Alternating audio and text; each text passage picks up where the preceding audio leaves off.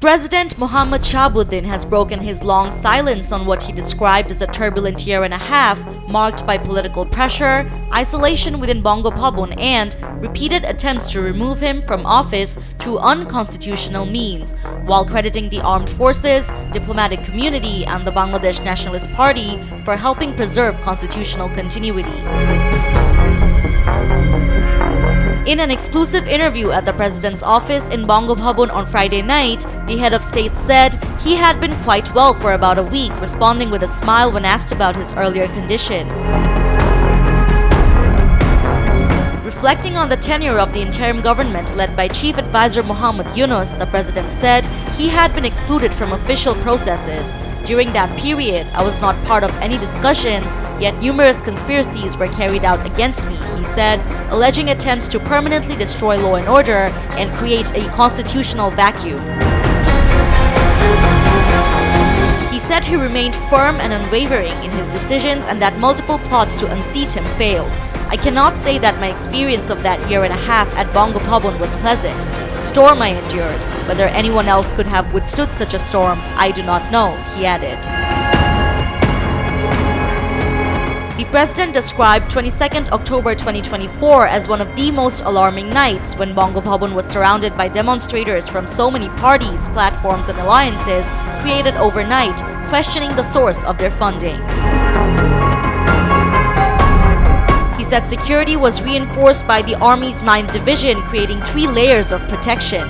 According to the president, a young woman jumped over barbed wire during the siege and lay on the ground after sound grenades were used, allegedly calling photographers to take pictures. It was clearly intended for blackmail, he said, adding that female police and army personnel later removed her. He also alleged that there had been attempts to loot Bongo Bhabon that night. I said my blood would be shed at Bongo Bhabon if necessary. Let it shed. I would become part of another chapter of history, but I would uphold constitutional continuity, he said, attributing his resolve to Almighty Allah's will and my own determination. He said the situation was brought under control by the armed forces and that around midnight, Nahid Islam, then information advisor and the leader of the anti-discrimination student movement, called to say the agitators were not their activists and that steps were being taken to disperse them. By 2 to 3 a.m., the situation had cleared. The president said the top leadership of the BNP supported him during the crisis. I can say without hesitation that even in those hard times, the top leadership of the BNP stood by me, he said. He spoke positively about BNP acting chairman Tariq Rahman, describing him as very sincere and cordial, and said the party's cooperation had been 100%. He claimed that efforts within the interim administration to remove him ultimately failed because of the BNP and its allies. The president alleged that there had been a plan to install a former chief justice as president through unconstitutional means, but that the judge refused the proposal after an advisor met him for hours. His knowledge of these developments, he said, came through judicial circles, noting his own background in the judiciary. He said, the armed forces assured him that as supreme commander, my defeat would mean theirs, and that they would not allow any unconstitutional move. Diplomatic circles, he added, were also opposed to his removal in an unlawful manner. The president said he received no call from Dr. Yunus during the crisis and did not seek one either, alleging that constitutionally required briefings after foreign visits never took place despite 14 or 15 trips abroad by the chief advisor. He also said he was not informed about a recent agreement with the United States before the election, calling such communication a constitutional obligation.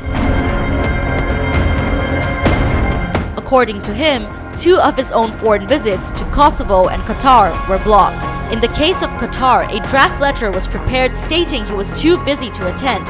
He returned it with a question mark and formally protested to the foreign ministry, but received no response. He further alleged that his name, photograph, and messages were removed from national commemorative publications and from Bangladesh missions abroad, calling it a possible first step towards his removal. The president said the entire Bongo Bhabon press wing was withdrawn after he met a newly elected committee of the Dhaka Reporters Unity for a routine courtesy call. He said the chief advisor's press wing reacted aggressively to media coverage of the meeting and removed the press secretary, deputy press secretary, and assistant press secretary. 2 photographers who had served for 30 years were also withdrawn. As a result, we cannot issue any press releases from here. If Bangladesh's cricket team wins somewhere, we cannot even issue a congratulatory message. It has rendered us entirely handicapped, he said, adding that repeated calls to the cabinet secretary, principal secretary, and establishment secretary went unanswered. The president said his messages had not been included in official commemorative supplements for major national days over the past year and a half. You may verify whether any message of mine has been issued over the past year and a half. Perhaps tomorrow, God willing, my message will appear on the occasion of 21st February, he said. SM Sharmin Jahan, Daily Sun.